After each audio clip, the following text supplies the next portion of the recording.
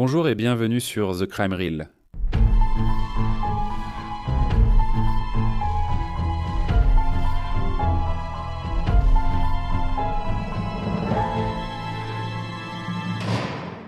L'histoire d'aujourd'hui est singulière. Deux frères nés à 17 mois d'écart sont tous deux devenus tueurs en série, bien que des criminels issus d'une même famille ne soient pas rares. Ce qui est intéressant dans cette affaire, c'est que les deux hommes sont devenus des tueurs complètement indépendamment l'un de l'autre et qu'ils avaient des mobiles et des victimes totalement différents. Il est clair que tous les enfants maltraités ne deviennent pas des tueurs en série et que tous les tueurs en série n'ont pas forcément été maltraités enfants. Souvent dans ce type de crime, on analyse l'enfance des auteurs et on constate une instabilité et des mauvais traitements. Pour Danny et Larry Raines, cela était certainement vrai. Danny est né le 20 octobre 1943 et Dick 7 mois plus tard, le 22 mars 1945. Larry est né. Les garçons avaient une sœur aînée et une cadette, et les 4 enfants ont tous subi de graves abus de leur père. C'était un alcoolique qui devenait très méchant en étant ivre. Il s'en prenait à toute personne à proximité et ses enfants étaient souvent les victimes de ses accès de violence. Leur père les obligeait à boire du whisky et à se battre pour quelques pièces qu'il lançait au sol, ne les laissant arrêter qu'alors. Une fois, il n'en restait plus qu'un debout, où l'un d'eux avait fondu en larmes, ce qui signifiait qu'il avait perdu par défaut. Quand Danny avait 10 ans et Larry 9 ans, leur père a quitté la famille. Il est parti en Floride, a trouvé un emploi en station-service et ne les a plus revus. Cependant, il semblerait qu'à ce stade, la violence était déjà ancrée chez les deux garçons, et bien qu'ils aient parfois été proches, ils se disputaient souvent violemment. Des années plus tard, Larry dira que certaines de leurs disputes allaient jusqu'à se lancer des couteaux ou tenter de se tirer dessus avec des arcs et des flèches. En 1958, à l'âge de 13 ans, Larry a rencontré une mère de 3 enfants de 23 ans, nommée Sue. Au fil des années, il a passé plus de temps avec elle, aidant à élever ses enfants, puis a entamé une relation intime avec elle. Vers la même période, Larry et Danny ont commencé à sortir avec leur amie du lycée, Cathy. À l'âge de 16 ans, Larry a quitté l'école et il est devenu encore plus fauteur de troubles à 17 ans. Lui et un ami ont volé une voiture mais ont été rapidement arrêtés. Le procureur a accepté d'annuler la peine de Larry s'il s'engageait dans l'armée. Cependant, son passage dans l'armée fut problématique dès le début, car il dut être discipliné à plusieurs reprises pour mauvaise conduite et alcoolisme. Il a passé la plupart de son temps en prison militaire avant d'être renvoyé.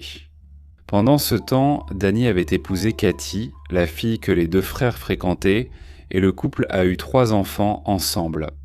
Lorsque Larry est revenu à Kalamazoo après son passage dans l'armée, il a supplié Sue à plusieurs reprises de l'épouser, mais elle a refusé. Chaque fois, il était de plus en plus déprimé et essayait de se suicider. Il a été sauvé par un policier et a passé 10 jours à l'hôpital psychiatrique régional de Kalamazoo avant d'être autorisé à sortir. À 19 ans, Larry faisait souvent de l'autostop à travers les États-Unis depuis environ 3 mois. Lorsque le soir du 29 mai 1964, Larry s'est vu proposer une voiture par un homme du nom de Gary Smock. Gary était un enseignant de collège de 30 ans qui avait assisté à une réunion avec la chambre de commerce à Battle Creek, dans le Michigan, et qui traversait Kalamazoo. Alors qu'il se rendait à un dîner de famille, sa femme, Thelma, l'attendait chez eux avec leurs 2 enfants, Cynthia, âgée de 4 ans, et Deanna, qui n'avait que 6 mois. Le geste généreux de Gary envers Larry lui coûtera la vie. Gary s'est arrêté pour proposer une voiture à Larry, qui l'a forcé à prendre une route de campagne et l'a volé de $3.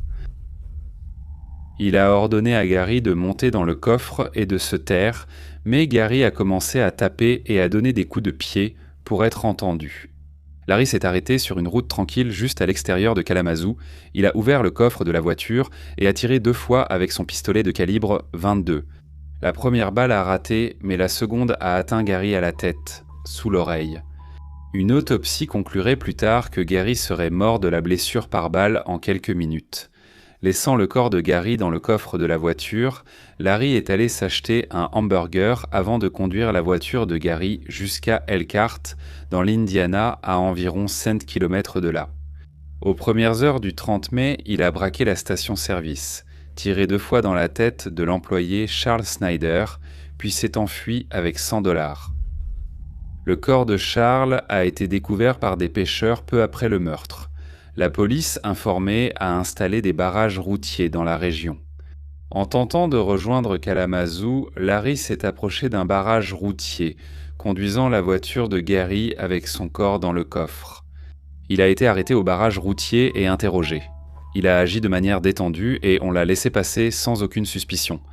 Larry est ensuite retourné à l'endroit où il avait tué. Gary a volé ses chaussures et sa montre avant d'abandonner la voiture. Larry savait qu'il y avait du sang sur le pare-choc et d'autres preuves dans le véhicule. Il ne voulait pas traîner pour tout nettoyer, il s'en fichait à ce stade. Au même moment, la femme de Gary, Thelma Smock, était au poste de police local pour faire une déclaration de disparition. Gary l'avait appelée la veille pour prévenir de son retard au dîner, mais il n'est jamais rentré. En entendant l'agent décrire la voiture abandonnée, Thelma a dit qu'elle correspondait à celle que son mari conduisait. En ouvrant le coffre, tout espoir de retrouver Gary disparu s'est évanoui. La police a relevé une empreinte digitale et une de paume sur la voiture. Elle ne correspondait ni à Gary ni à sa famille et on espérait qu'elles aideraient à identifier le meurtrier de Gary. Les autorités de l'Indiana et du Michigan ont collaboré en partageant des informations sur les meurtres de Gary et Charles, afin de déterminer s'ils étaient effectivement liés. En moins d'une semaine, ils auraient leur réponse. Larry est allé voir Sue et lui a avoué ce qu'il avait fait. Elle est devenue hystérique et a appelé sa mère et une amie. La police a été alertée et Larry a attendu qu'ils arrivent pour l'arrêter. Lors de son arrestation, il portait la montre et les chaussures de Gary. Interrogé, il a avoué avoir tué les 2 hommes et remis l'arme du crime. Larry a reçu un avocat commis d'office, Eugene Field, et a été envoyé en évaluation psychiatrique. Au fil de l'enquête, des liens avec d'autres affaires non résolues ont été trouvés. Le 6 avril de cette année-là, un autre employé de station-service a été assassiné. Vernon Leben, 20 ans, a été tué par balle avec une arme de calibre 22 à Battle Creek, près du lieu où Gary s'était arrêté pour aider. Larry Vernon devait se marier le lendemain. Lorsqu'on l'a interrogé au sujet de ce crime, Larry a admis que c'était lui qui avait tué Vernon. Larry a ajouté 2 crimes commis dans d'autres États à la liste déjà longue. Il a dit à la police qu'un homme l'avait pris en stop près de la vallée de la mort le 23 mai alors qu'il faisait de l'autostop. Cet homme parlait sans cesse de son manque d'argent et, voyant qu'il ne servait à rien, Larry l'a tué. Le corps de cet homme est resté introuvable pendant plus de 2 ans. Larry a également avoué avoir tué un autre pompiste, cette fois dans le Kentucky. Larry avouera plus tard avoir voulu se suicider après chaque meurtre, mais n'en avoir jamais eu la force. Il pensait qu'après son arrestation, il serait condamné à mort, car il ne voulait vivre ni en homme libre ni en prison.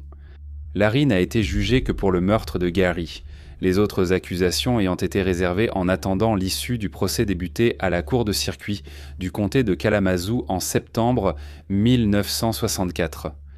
Son avocat, Eugene Field, a plaidé la non-culpabilité de Larry pour aliénation mentale et a fait témoigner plusieurs psychologues en soutien. Les psychologues ont témoigné que Larry avait commis le meurtre pendant une période de folie passagère. Cela s'était produit à cause de la rage qu'il éprouvait contre son père, qu'il avait battu tout au long de sa jeunesse. Le jury a reconnu Larry coupable de meurtre et l'a condamné à la perpétuité sans libération conditionnelle. Larry a fait appel, arguant que les psychiatres du procureur l'avaient examiné avant l'arrivée de son avocat. Il a obtenu gain de cause et un nouveau procès en 1971. Cependant, il est vite devenu évident que sa défense pour folie était faible, et en conséquence, il a plaidé coupable et a reçu une nouvelle peine de réclusion à perpétuité en contrepartie de son plaidoyer de culpabilité. Il a été autorisé à changer son nom en Monk Steppenwolf, d'après le protagoniste du roman de 1927 de Hermann Hesse. Pendant la folie meurtrière de Larry en 1964, son frère aîné Danny vivait avec sa femme Cathy et leurs enfants. Mais avec les années, leur relation était devenue plus instable et violente. Le 26 novembre 1968, armé d'une arme à feu, Danny a attaqué une jeune femme de 17 ans du nom de Dorothy King. Alors que Dorothy quittait son travail chez Covey's. Vers 19h ce soir-là, Danny s'est approché d'elle et a enlevé Dorothy dans sa voiture. Il s'est rendu en périphérie de la ville, mais après un mauvais tournant, Dorothy en a profité pour s'échapper et s'enfuir. En criant à l'aide, Danny a jeté son arme et s'est enfui. Cependant, lorsqu'il est revenu chercher sa voiture sur les lieux de l'enlèvement, il a été arrêté l'année suivante. Danny a été condamné à 3 à 4 ans de prison pour l'agression de Dorothy. Pendant ce temps, Cathy a divorcé. Danny a été libéré sur parole en 1972, après quoi il est retourné à Kalamazoo et a trouvé un emploi dans une station-service. Pendant cette période, Danny, âgé de 29 ans, a rencontré et s'est lié d'amitié avec un garçon de 15 ans nommé Brent Coster. Brent avait également eu une enfance difficile. Sa mère souffrait de schizophrénie et son père était alcoolique. Brent était sans abri lorsqu'il a rencontré Danny, et bientôt l'homme plus âgé l'a aidé, lui trouvant un endroit où dormir et aidant Brent à trouver un emploi. À mesure que leur confiance grandissait, Danny a avoué à Brent un crime commis 3 mois plus tôt. En mars de cette année-là, Patricia Hawk, âgée de 29 ans, est allée faire des courses, emmenant avec elle son fils Corey, âgé de 17 mois. Elle n'est jamais rentrée. Son mari a signalé sa disparition, puis une dame a trouvé Corey errant, couvert de sang. Elle a emmené le garçon au commissariat et ils ont commencé à rechercher Patricia. Son corps a vite été retrouvé derrière le bâtiment d'Independent Elevator Company, tout près. Plus tard, Brent dira que Danny s'était vanté du crime. Danny a dit avoir vu Patricia entrer chez Tops, puis il a garé sa camionnette près de sa voiture et a attendu. Au bout d'environ 1 heure, elle est sortie et a installé son fils sur le siège passager de son véhicule. Alors que Patricia faisait le tour pour monter côté conducteur, Danny est sorti de sa camionnette Corvair bleu et a sorti un couteau. Il a contraint Patricia à monter dans sa camionnette, l'a attachée et agressée sexuellement. Il a tenté de l'étrangler, mais Patricia s'est défendue en le griffant. Lors de la lutte, ils sont tombés hors de la camionnette. Danny l'a ensuite poignardé dans le dos, mais il a affirmé que cela ne semblait pas avoir beaucoup d'effet, alors il a tordu le couteau pour lui infliger plus de mal. À ce moment, le jeune Corey était sorti de la voiture et pleurait près de la camionnette.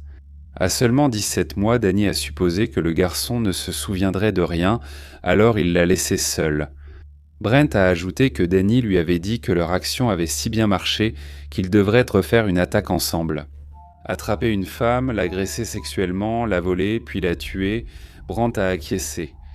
Le duo a préparé un kit contenant des couteaux, des sacs poubelles et des cordes.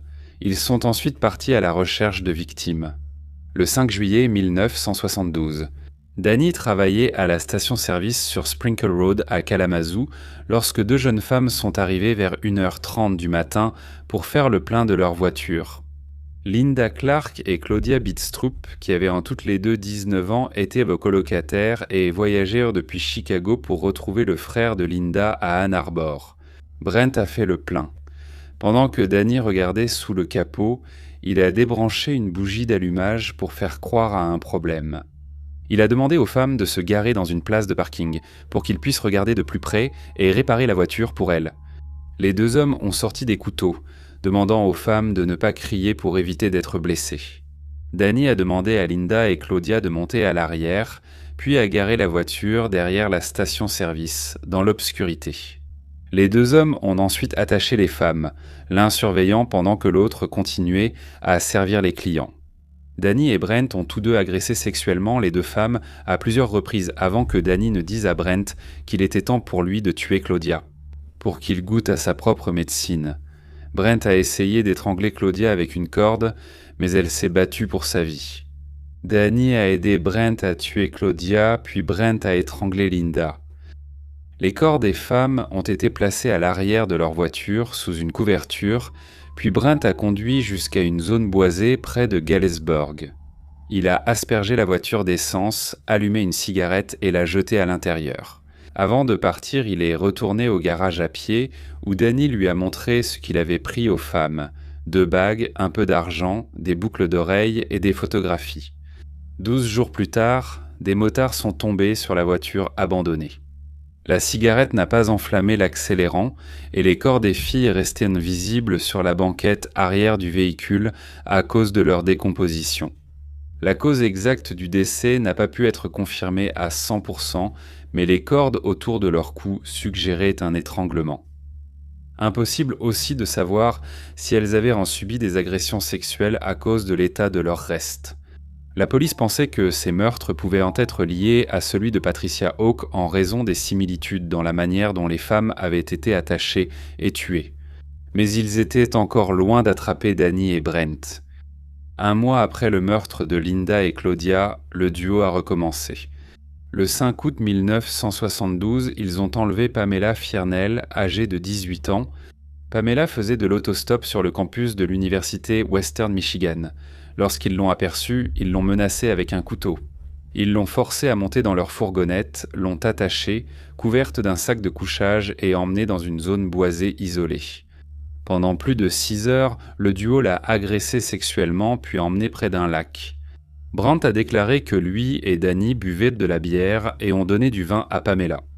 Ils ont changé d'endroit pour la 3e fois, et quand Pamela a crié à l'aide, Danny lui a donné un coup de poing dans l'estomac.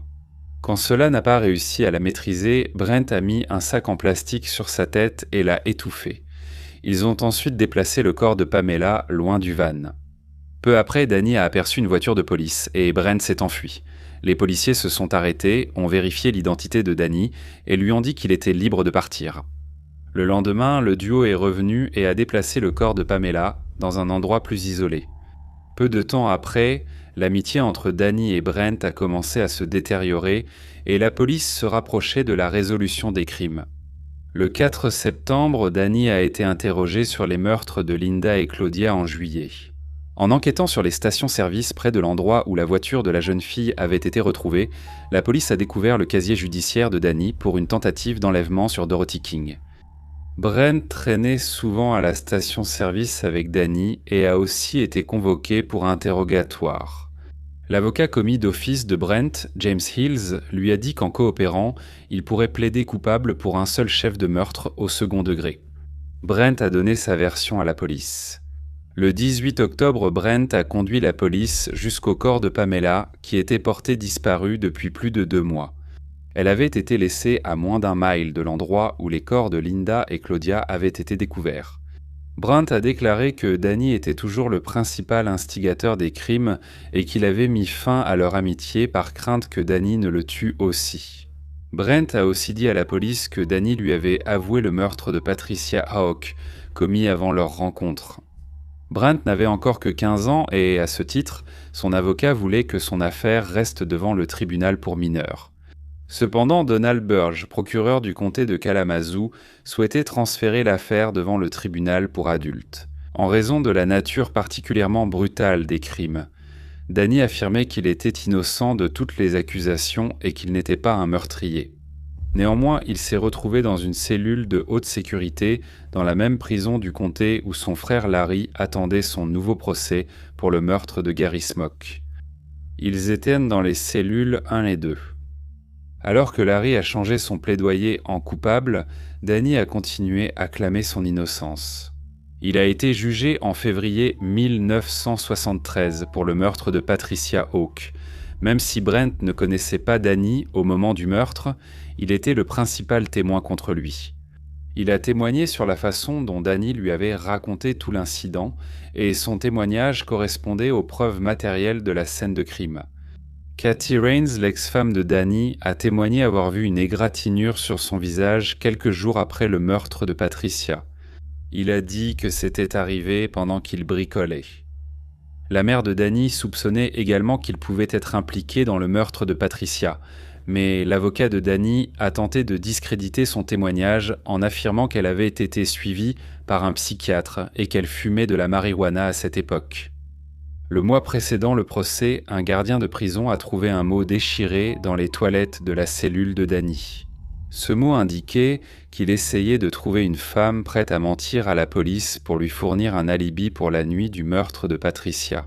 Avec les preuves accablantes contre lui, Danny a été reconnu coupable et il a été condamné à 2 peines de prison à perpétuité sans possibilité de libération conditionnelle.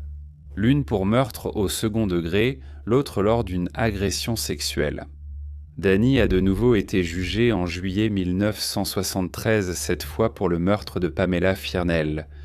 Encore une fois, Brent était le témoin clé contre Danny. Il a redonné des détails sur ce qui était arrivé à Pamela, correspondant aux preuves de la police. Danny a été de nouveau reconnu coupable et condamné à la perpétuité. Il devait ensuite être jugé pour les meurtres de Linda Clark et Claudia Bidstrup. Dans cette affaire, il y avait des preuves matérielles solides contre lui, et non seulement le témoignage de Brent. Ainsi, Danny a plaidé non-contestation pour des accusations réduites de meurtre au second degré. Il a reçu 2 autres peines de réclusion à perpétuité dans le cadre de son accord. Brent a plaidé non-contestation pour le meurtre au second degré de l'une des filles de Chicago. Le 25 juillet 1973, le juge l'a condamné à la perpétuité sans possibilité de libération conditionnelle, ajoutant que les crimes de Brent étaient du genre à donner des arguments à ceux qui souhaitent rétablir la peine de mort. L'absence de libération conditionnelle étant une recommandation, une révision automatique aurait lieu après 10 ans. Brent a affirmé qu'à 15 ans lors des crimes, il était plus facile pour Danny, plus âgé, de le manipuler. Mais il n'a pas pu donner d'explication quant à la raison pour laquelle il s'était laissé convaincre de commettre de tels crimes horribles. Danny avait-il été celui qui avait poussé Brent à commettre de tels crimes dépravés, ou était-il également responsable ? Danny a profité de sa détention pour étudier le droit. Il a soutenu que 2 condamnations dans l'affaire Patricia Hawk constituaient une double incrimination. En 1979, le juge Donald Anderson a annulé la condamnation pour meurtre au second degré, retirant ainsi l'une des 5 peines de prison à perpétuité de Danny. Danny a continué à se battre. En 1981, la Cour suprême a annulé la seconde condamnation pour le meurtre de Patricia, au motif que le juge du procès n'avait pas informé les jurés qu'il pouvait envisager un verdict de meurtre au second degré comme accusation possible pour le meurtre commis lors d'une condamnation pour agression sexuelle. Cela signifiait que l'accusation avait 2 options, le rejuger pour la même accusation ou lui infliger une peine pour meurtre au second degré.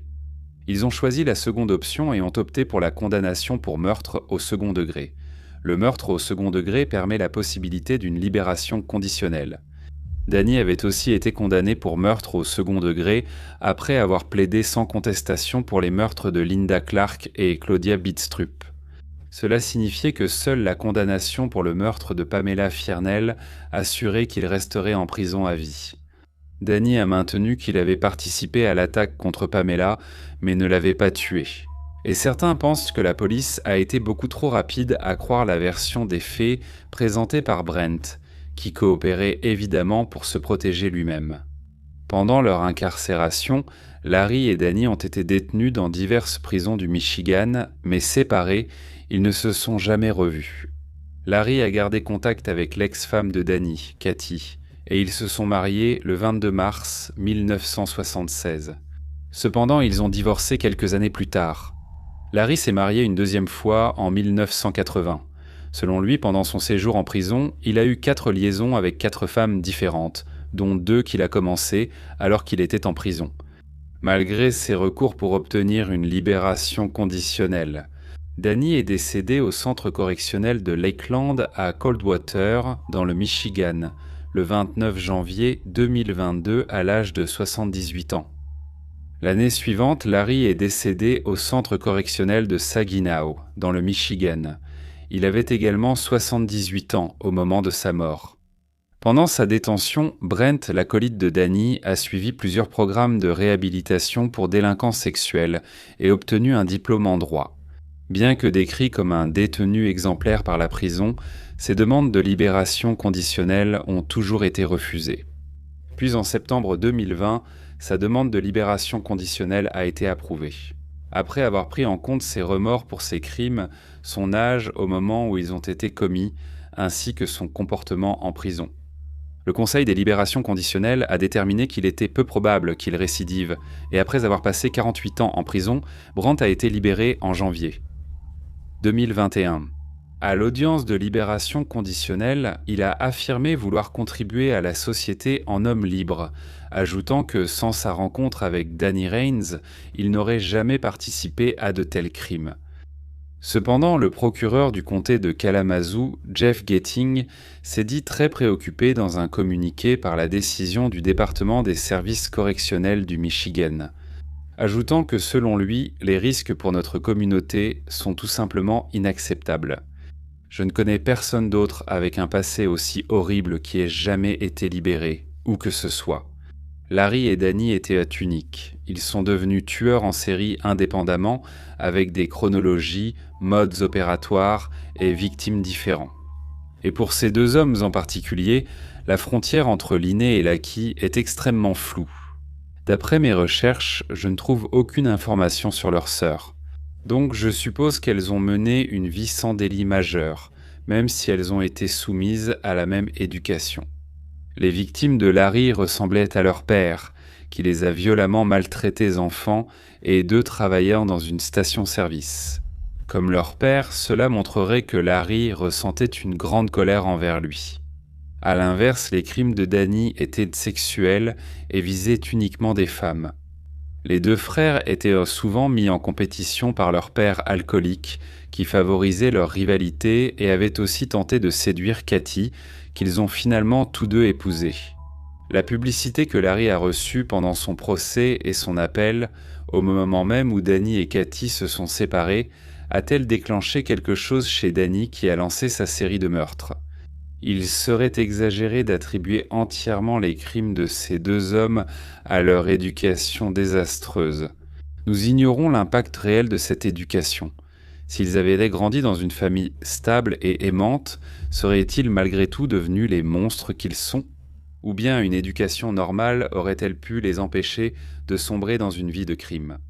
Il est admis que l'inné et l'acquis influencent ce que nous devenons, mais leur importance exacte restera toujours inconnue. C'est un sujet fascinant et, comme toujours, j'aimerais beaucoup entendre vos avis et opinions dans la section des commentaires ci-dessous. Cela conclut l'histoire d'aujourd'hui. Merci d'avoir écouté le Crime Reel. Prenez soin de vous. La Société ferroviaire et de wagons de Kalamazoo a été fondée en 1883. Elle fabriquait des draisines pour circuler sur les voies ferrées. Elles étaient équipées d'un moteur refroidi par air qui développait 16 chevaux. Comme les temps ont changé. Au revoir.